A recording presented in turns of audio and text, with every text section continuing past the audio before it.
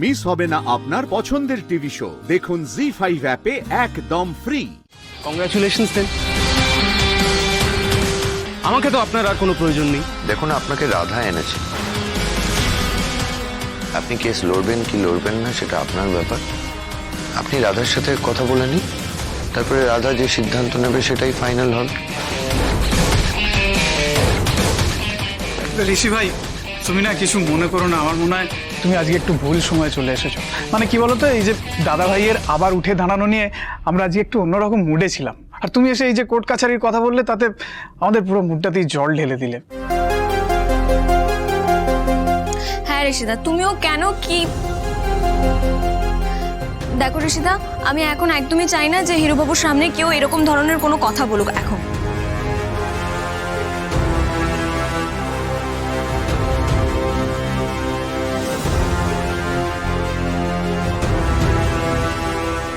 বেশ, এই নিয়ে না হয় আমি পরে কথা বলবো। অবশ্য এরপর যদি তুই আমার সাথে দেখা করিস।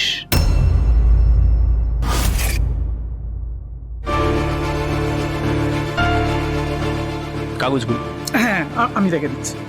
আগামীকাল আপনার সাথে রাধা দেখা করে নেবে আপনার অফিসে। ওকে, আমি তাহলে আজকে আসি।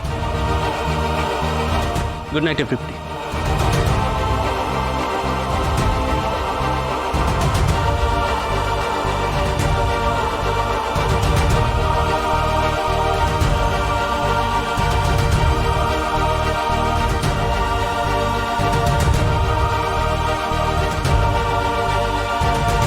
রাধার কাছে আমাদের কৃতজ্ঞতার শেষ নেই।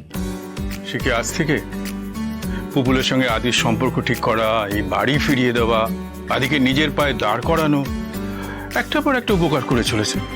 কিন্তু তার বদলে ও কি পাচ্ছে বলতো? কি পাচ্ছে? ঠিক, কিন্তু ওর এই না পাওয়ারটাকে কিন্তু আমাদেরই পূরণ করতে হবে। ওর যেটা প্রাপ্য সেটা ওকে দিতে হবে। কি স্বীকৃতি, ওর প্রাপ্য স্বীকৃতি ওকে দিতে হবে। একদম একদম ঠিক কথা বলেছো বৌদি। আচ্ছা, তোমরা বললে আমি কিন্তু আদি আর রাধার সঙ্গে কথা বলতে পারি। ঠিক বলেছো, ওরা রাজি থাকলে ওদের বিয়েটা এবার আইনি করার সময় হয়ে গেছে।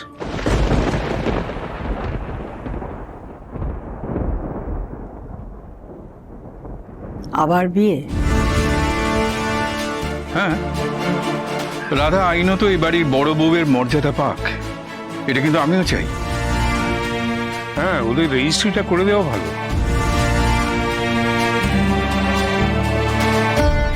কি রে ছোট, তুই কিছু বলছিস না যে? কি বলবো আমি, তাই হোক। তবে আমার একটা কথা মনে হয়। কি কথা বল। আমার নিজের জীবন দেখা একরকম, তো সেই দেখা থেকে আমার মনে হয় যে আদি আর রাধার রেজিস্ট্রি হলেও রাধা যেন শুধু পুপুলের মা হয়েই থাকে।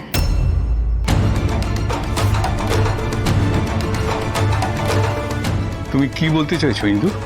আমি বলতে চাইছি যে আদি আর রাধার কোনো সন্তান হওয়া উচিত নয়। ওদের দাম্পত্য জীবনটা এগিয়ে না নিয়ে যাওয়াটাই ভালো। মানে কি বলছো কি ইন্দু? এটা তো কি অন্যায় আবদার। আসলে কি বলতো দিদি, আমার জীবন দেখা, আমার অনুভূতি, আমার অভিজ্ঞতা থেকে তো আমি বলছি।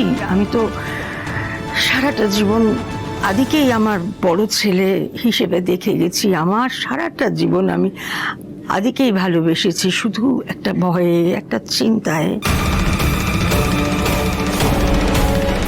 কি চিন্তা? দিনের শেষে যেন আমাকে কেউ সৎমা না বলে।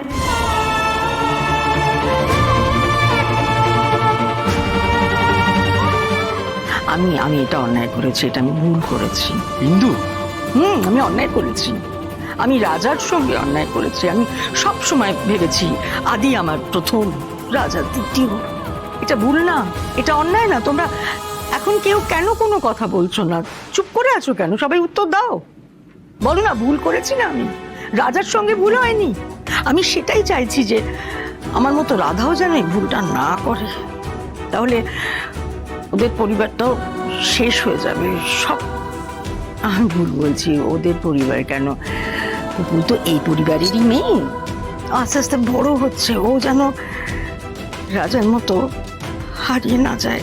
ইন্দু, কিন্তু এসব কি বলছিস তুই? একদম ঠিক বলছি।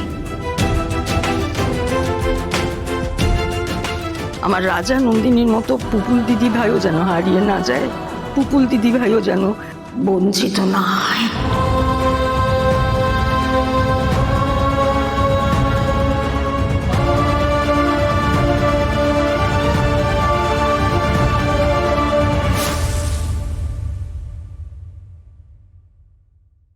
বাহ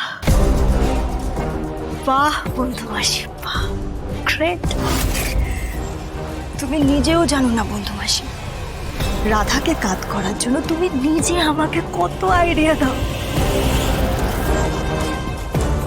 রাধার ভাগ্যটা কেমন না,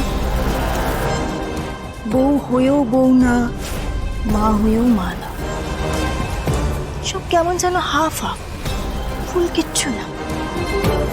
তুমি তো নিজেই একটা ফুল।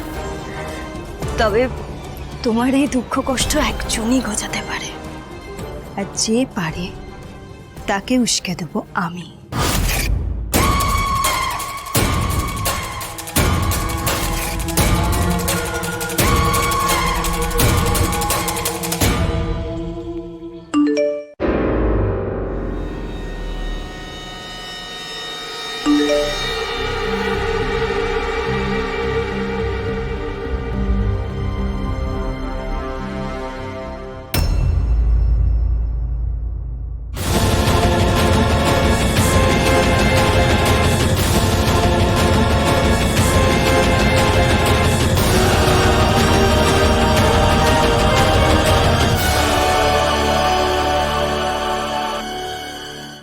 আমার কাজ হয়ে গেছে, এবার যাও বিয়ে করো, বউ হও।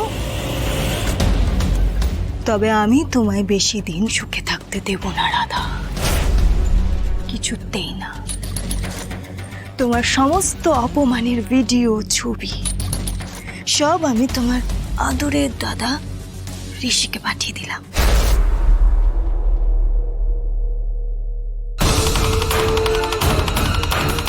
তুই কোন সুখের মরীচিকা দেখে এই সংসারে পড়ে আছিস রাধা? তুই তুই সত্যি ভালো আছিস তো?